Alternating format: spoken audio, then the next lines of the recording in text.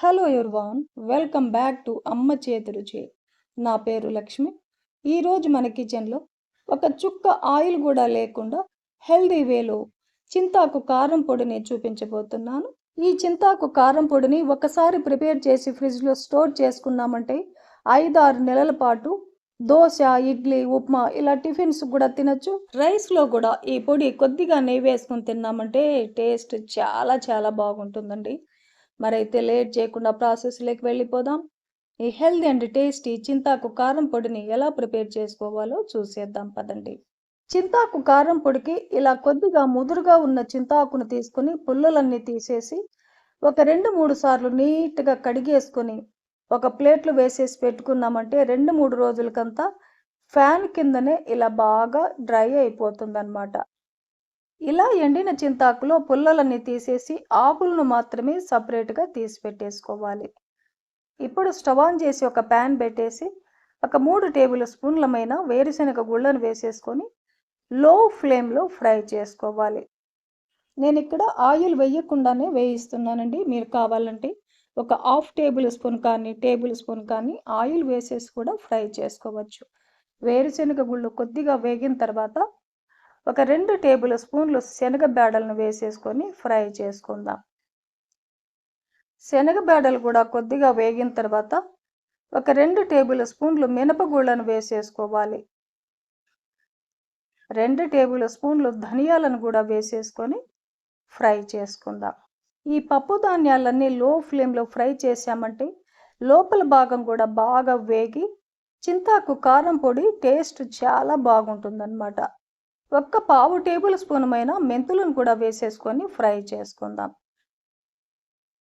మెంతులు కూడా వేగిన తర్వాత నేను ఇక్కడ ఒక 10 ఎండుమిర్చిని వేస్తున్నానండి. మీరు తినే కారాన్ని బట్టి ఎండుమిర్చిని వేసేసుకోవచ్చు. 1 టేబుల్ స్పూన్ జీలకర్రను కూడా వేసేసుకొని ఫ్రై చేసుకోవాలి. ఇవన్నీ కూడా లో ఫ్లేమ్లో ఫ్రై చేయడానికి కనీసం 10 నిమిషాల టైం పడుతుంది. కాస్త ఓపిక చేసుకొని వేయించుకున్నామంటే పొడి టేస్ట్ చాలా బాగుంటుంది. ఎక్కువ రోజులు నిల్వ కూడా ఉంటుందన్నమాట. చూడండి, ఇలా ఫ్రై చేసుకొని ఇవన్నీ కూడా సపరేట్గా ఒక ప్లేట్లో తీసుకొని పూర్తిగా చల్లారనివ్వాలి. మళ్ళీ అదే ప్యాన్ పెట్టేసుకొని చింతాకులను వేసేసుకొని లో ఫ్లేమ్లో ఒక 2 నిమిషాల పాటు ఫ్రై చేస్తే సరిపోతుంది. చింతాకు బాగా డ్రై అయ్యింది కదండి, చాలా త్వరగా వేగిపోతుంది. చూడండి, ఇలా వేగిన తర్వాత స్టవ్ ఆపేసి ప్యాన్లో అలాగే ఉంచకుండా ఒక ప్లేట్లో తీసి పూర్తిగా చల్లారనివ్వాలి. ప్యాన్లో అలాగే ఉంచామంటే అడుగున మాడిపోతుంది. ఇప్పుడు ఒక మిక్సీ జార్ పెట్టేసుకొని ముందుగా వేయించి పెట్టుకున్న పప్పు ధాన్యాలు, ఎండుమిర్చి ఇవన్నీ కూడా వేసేసుకొని టేస్ట్కి సరిపడా సాల్ట్ వేసేసుకొని ఒక హాఫ్ టేబుల్ స్పూన్ పసుపు, పావు టేబుల్ స్పూన్ ఇంగువ వేసేసుకొని మిక్సీ పట్టేసుకోవాలి. చూడండి, ఇలా మిక్సీ పట్టుకున్నాక ఇప్పుడు వేయించి పెట్టుకున్న చింతాకును కూడా వేసేసుకొని మిక్సీ పట్టేసుకోవాలి.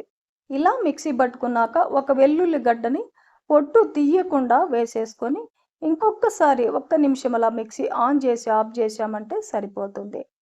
ఒకసారి టేస్ట్ చేయండి, సాల్ట్ సరిపోయిందా లేదా అన్నది చెక్ చేసుకొని తక్కువ అనిపిస్తే సాల్ట్ను యాడ్ చేసుకోవచ్చు.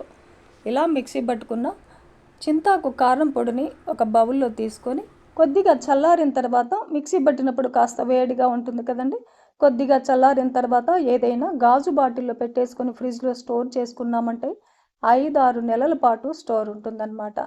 హ్యాపీగా దోశ, ఇడ్లీ, ఉప్మా ఎన్ని రకాల టిఫిన్స్లో అయినా తినచ్చు. వేడి వేడి అన్నం పెట్టేసుకొని ఈ చింతాకు కారం పొడి కొద్దిగా నెయ్యి వేసుకొని తిన్నామంటే వావ్, సూపర్ టేస్టీగా ఉంటుందండి. చూశారు కదండి, ఈ ప్రాసెస్లో చింతాకు కారం పొడిని మీరు కూడా ఇంట్లో ప్రిపేర్ చేసి హ్యాపీగా టేస్ట్ చేయండి. ఈ హెల్దీ రెసిపీ మీకు నచ్చితే లైక్ చేయండి, షేర్ చేయండి, సబ్స్క్రైబ్ చేయండి. థ్యాంక్ యూ అండి. Thanks for watching.